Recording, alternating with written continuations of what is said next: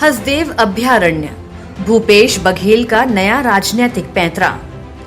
BJP जहां आदिवासी महिला को राष्ट्रपति बनाकर राजनीतिक बढ़त लेने की कोशिश में है, वहीं छत्तीसगढ़ के सीएम भूपेश बघेल ने नया पैंतरा चला है।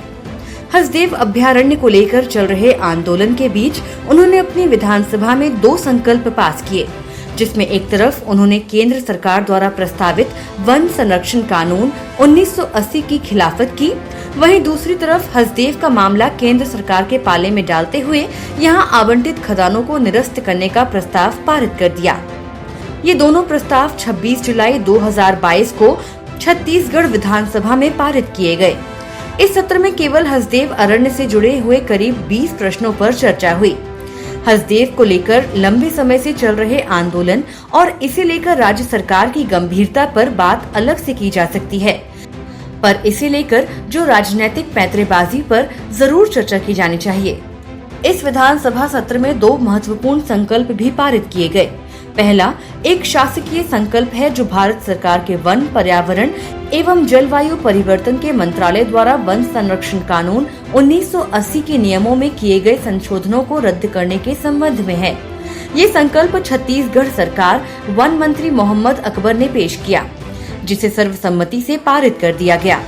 दूसरा महत्वपूर्ण लेकिन अशासकीय संकल्प जनता कांग्रेस छत्तीसगढ़ पार्टी के विधायक धर्मजीत सिंह ठाकुर ने पेश किया, जिसमें हसदेव अरण्य क्षेत्र में आवंटित सभी कोयला खदानें निरस्त करने का अनुरोध केंद्र सरकार से करने का प्रस्ताव रखा गया।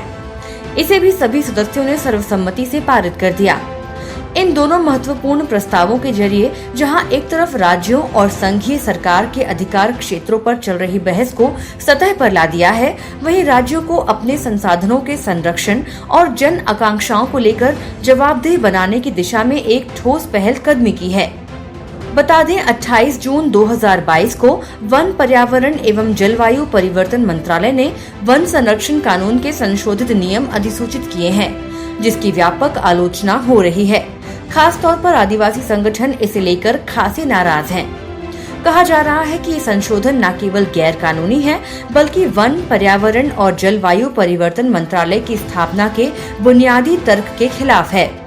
वन संरक्षण कानून 1980 में धारा 5 में ये स्पष्ट किया गया है कि अगर केंद्र सरकार इस कानून के क्रियान्वयन के लिए कोई नियमावली बनाती भी है, तो वह केवल और केवल वन संरक्षण की दिशा में ही बनाई जानी चाहिए, न कि वनों के विनाश की दिशा में।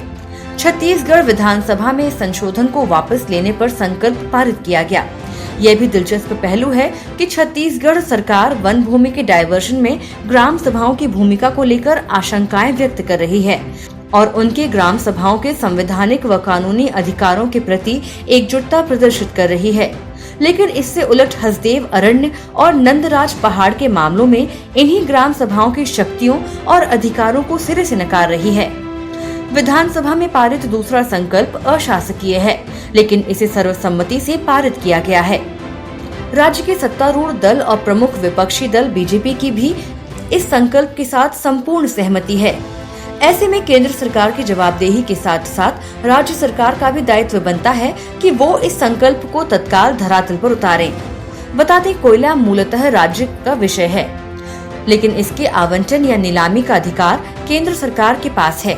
छत्तीसगढ़ विधानसभा ने अपने राज्य के चुनिंदा समृद्ध जंगलों में शुमार हसदेव अरण्य के संरक्षण को लेकर प्रतिबद्धता इस संकल्प के जरिए दिखलाई है और केंद्र सरकार से अनुरोध किया है कि इस प्राकृतिक जंगल में आवंटित किए गए तमाम कोल ब्लॉक्स को निरस्त किया जाए। हालांकि 1 दशक से चल रहे हसदेव मामले पर अगर नजर डालें तो बीजेपी और कांग्रेस दोनों एक ही तरफ खड़े नजर आते हैं। जब बीजेपी सत्ता में थी तो वह हसदेव अरण्य में कोयला खनन की प्रक्रिया को आगे बढ़ा रही थी, तो बीते 3 साल से कांग्रेस नीति सरकार और तेज गति से यहां खनन के लिए आतुर है। एक समय कांग्रेस इसके विरोध में थी, तो आज राज्य की बीजेपी जनमत को देखते हुए इन खदानों का विरोध कर रही है।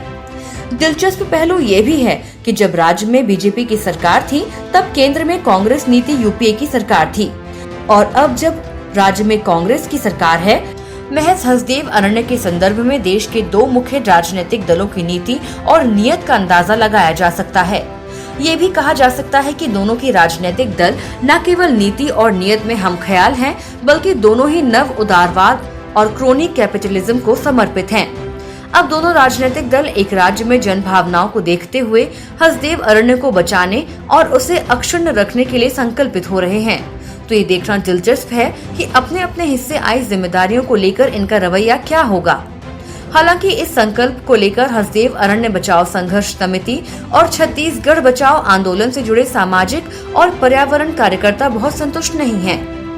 छत्तीसगढ़ बचाओ आंदोलन के संयोजक सदस्य आलोक शुक्ला कहते हैं कि अव्वल तो ऐसे संकल्पों की बहुत अहमियत हमारे मौजूदा लोकतंत्र में बची नहीं है। हर सत्र में ऐसे कितने ही संकल्प पारित होते हैं, लेकिन उन्हें ना तो राज्य सरकार और ना ही केंद्र सरकार कभी गंभीरता से लेते हैं। इस संकल्प पर सवाल उठाते हुए वे कहते हैं कि ये संकल्प अशासकीय क्यों है, यानी इसे किसी गैर सरकारी सदस्य ने क्यों पेश किया। अगर राज्य सरकार वाकई इस संकल्प के साथ है तो ये संकल्प सत्तारूढ़ दल के किसी सदस्य को पेश करना चाहिए था।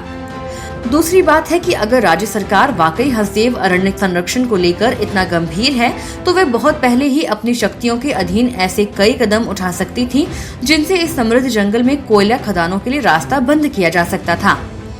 ये संकल्प पारित करके राज्य सरकार ने अपने दोहरे रवैये का ही इजहार किया है। लेकिन अब जब हसदेव अरण्य को बचाने का संकल्प पारित हो ही गया है तो कम से कम राज्य सरकार को केंद्र की तरफ देखे बिना, उस पर आरोप लगाए बिना तत्काल प्रभाव से फर्जी ग्राम सभाओं की पारदर्शिता से जांच करवाना चाहिए और उनके आधार पर पूर्व में दी गई तमाम स्वीकृतियों को रद्द कर देना चाहिए। ये पूर्ण रूप से राज्य सरकार के शक्ति क्षेत्र में आता है। बहरहाल राजनीतिक पैंतरेबाजी का दौर जारी है। तब देखना दिलचस्प होगा कि हसदेव बचाने के लिए लड़ाई लड़ रहे लोगों को हाथ में क्या आता है। फिलहाल तो दोनों ही दल खुद को आदिवासी हितैषी बताने को आतुर हैं। सत्यम श्रीवास्तव की रिपोर्ट।